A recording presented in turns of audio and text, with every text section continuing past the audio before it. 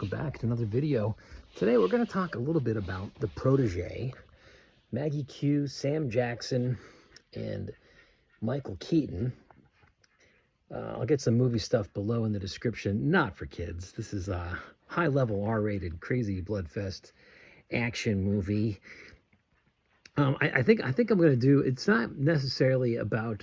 I'll talk about the movie for a moment, but there's a couple of other topics I want to talk about that I wanted you to comment about what you think. So it's a pretty good movie. It's okay. It's interesting. Sam Jackson finds Maggie Q's character when she's young, takes her as his own, like raises her like a daughter. They become great friends, but then he trains her to be an assassin. Okay. But the movie has a lot of crazy violence in it, which, okay. A lot of language in it, some sealing scenes, if you're a family guy, some sealing scenes, you're like, should I be watching this? But I feel like the movie, it had some fun stuff in it, but I feel like the movie had a tone issue. Like the first 30 minutes, I kind of had a feeling of what I thought the movie was going to be like. They had some crazy action sequences, some setup. They had some crazy like rock music kind of associated with it. So they were building like a tone. And then it was almost like they shifted and it became a different movie subtly than what I thought I was getting into. Has that happened to you before? Another movie that has a very good tone is there's a movie called Fall Guys with Ryan Gosling.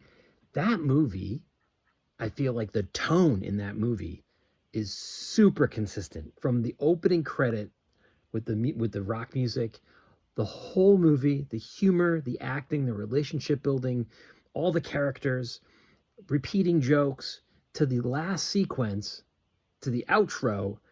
The whole movie's tone was like, yes, they knew exactly what they wanted to make. And I feel with the Protégé, obviously they made what they wanted to make, but I felt disconnected a little bit with the tone.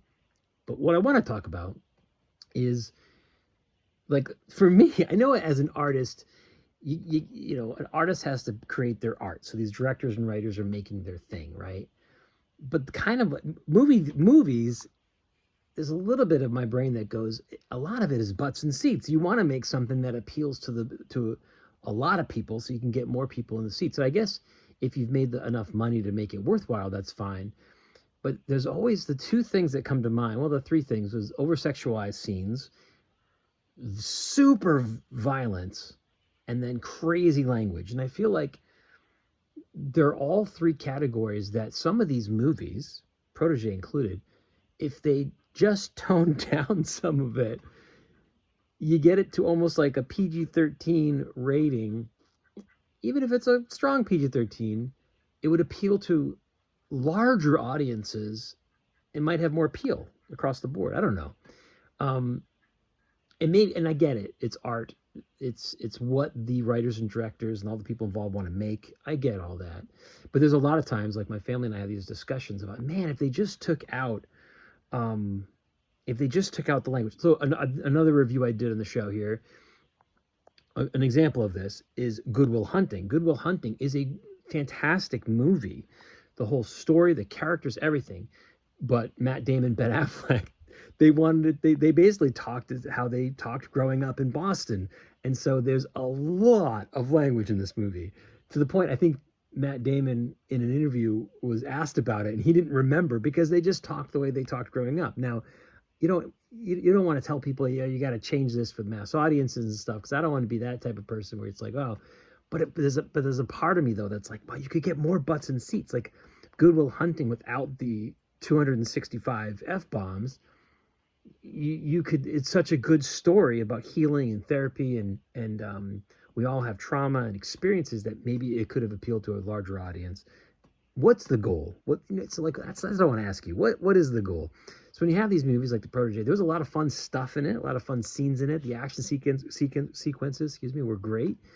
I did like there was a super subtle scene where the two of them, the assassin, Maggie Q's character, and Michael Keaton's character, had this back and forth.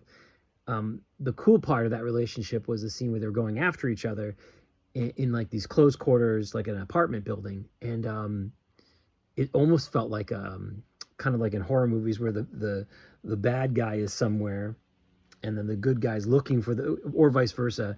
And they had this really great shot scene where Keaton's behind a door and then she's looking for him with her gun. He's got his gun. And you see a shot where they're both like inches from each other, but she doesn't sense him. She leaves and she does something else. But then when she comes back in the room into the same framed shot, he's gone. And that was really fun. Like out loud, I'm like, oh, that was pretty cool. I like that a lot.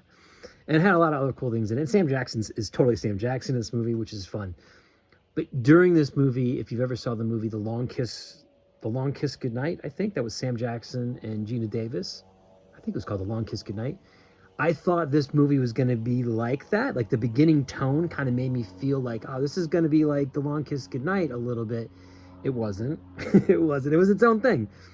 And it ends, and I'm like, okay.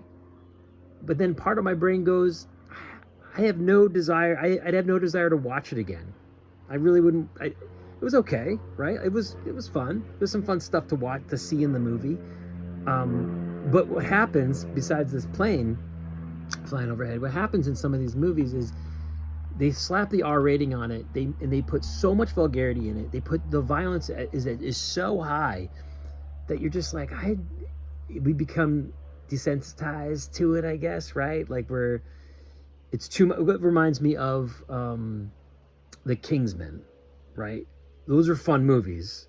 I've seen the first two. I didn't see the prequel one, but the first one has the church scene, and it's so over the top. It's so crazy that you're just like going like this. You're like, I can't. Should I even watch this? I mean, should I even be watching? Like, it's so violent that it makes me wonder, who is this for? If the goal is butts and seats and selling as many movie tickets as possible, do you think that they think of these types of things? Like, should we tone it down to get more butts and seats? Or is it just the idea of the movie and the movie itself is never going to be a mass appeal movie? And that's kind of what they're going for? I don't know. I'm just talking out loud. I'd love your comments of what you think about that type of stuff. Do you think there are movies where they could tone down language, sexualized scenes, and violence to make it a great story that appeals to more people? Or do you think these directors and writers just commit to what they want to make and they make it? I want people to make what they want to make, but I wonder sometimes, man, if they just did this. There's some movies my wife and I have watched where it came down to one scene.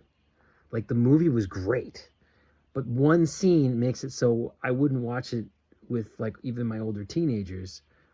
But if they took that one scene out or filmed it in a way that was just different, implied what they wanted to show but didn't show it, then the whole movie is okay. I don't know. That was my thought today. But anyway, Protégé, not for kids, not a family-friendly movie by any means. I just like Michael Keaton. I love Michael Keaton. He's so Michael Keaton. He's just a fun actor to watch. It's his eyebrows. It's the way he does eyebrow stuff, and it's just how he takes on a scene and how he talks to people in scenes.